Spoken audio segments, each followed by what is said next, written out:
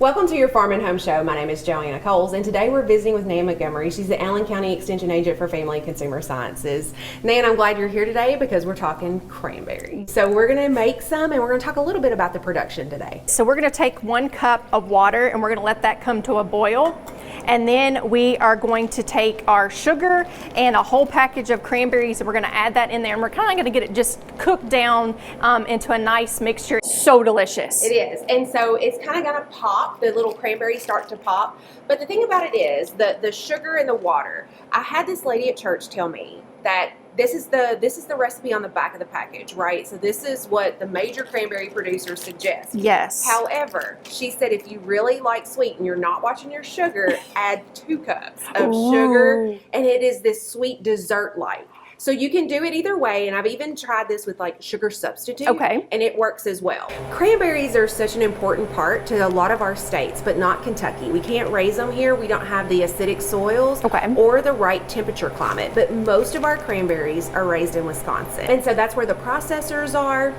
We actually took a family vacation there to go to an agritourism operation where you could actually wade out into the bogs and collect cranberries. And so it was really neat. So they kind of dig out this area. It's a little low lying, and then they raise the cranberries, and it just looks like shrubbery there, you know, just little bushes there. The cranberries grow, and then when it's time for them to be harvested, which is usually around late September, early October, they flood those bogs.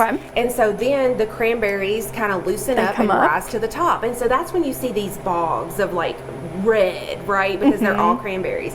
They only get harvested once a year. And so when all those cranberries rise, then they have this machine, a harvester, that drives through the bogs and harvests the cranberries as they're on top. And so then those cranberries go to the processing plant that's not very far away and gets processed. And actually we're one of the largest producers of cranberries in the entire world.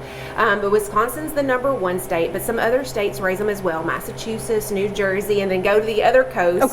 Oregon also raises some cransberries, but all of our cranberry production is basically in those states. They're harvested in time for Thanksgiving, just how that lines, and that's probably obviously plays a role in why we serve that with the Thanksgiving food, is because when that crop is ready to be harvested and gathered for us. So we add the sugar to the boiling water, and we let all that kind of dissolve first, and it kind of makes this nice little syrup mixture. And so this is 1 cup of sugar. So we use 1 cup of water and 1 cup of sugar.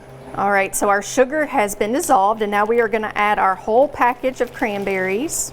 It also makes me think of Christmas. If you were to add like some cinnamon or something like that in here, it would be just a great type of natural potpourri for your home. Yeah, and you can even add orange zest. Like I love the cranberry salad with the orange zest, and so we're going to bring that to a boil. And then when it starts to reboil again, we want to leave it on the stove for about 10 minutes, and you'll kind of hear the cranberries start popping. They'll kind of open up, and they'll kind of go into this solidification process, and that's what makes the jelly part of it. And then we'll just set it aside, let it cool. We can make this side ahead of time, especially with the hustle and bustle. And it's inexpensive. I mean, we had 3 ingredients in there to make our sauce.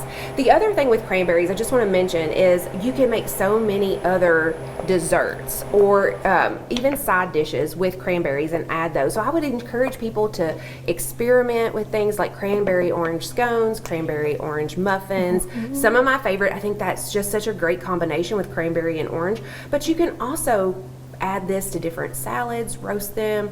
Cranberries are also great because they freeze well, Nan. And so, you know, if you want to buy a lot right now while they're in peak season, then you can buy them and then freeze them. I'm thinking about just a glaze to put on chicken, just how that would make it taste and kind of change up those flavor profiles. If maybe you're turkeyed out from your Thanksgiving leftovers, this would be a great way for you to put with a different type of protein, and so that you utilize all of that. One of my favorites, Nan, is taking cranberry sauce, some sourdough bread, cranberry sauce, and your leftover turkey. Delicious. You can see how the cranberries are breaking open like you talked about, and how it's kind of starting to turn into that jelly-like consistency. Yeah, and so we'll just boil that for 10 minutes, and then, like I say, let it cool, put it in a container, put it in the refrigerator, and there you go. And if you have questions, make sure to contact your local extension office. We appreciate you watching the Farm and Home Show, and have a great day.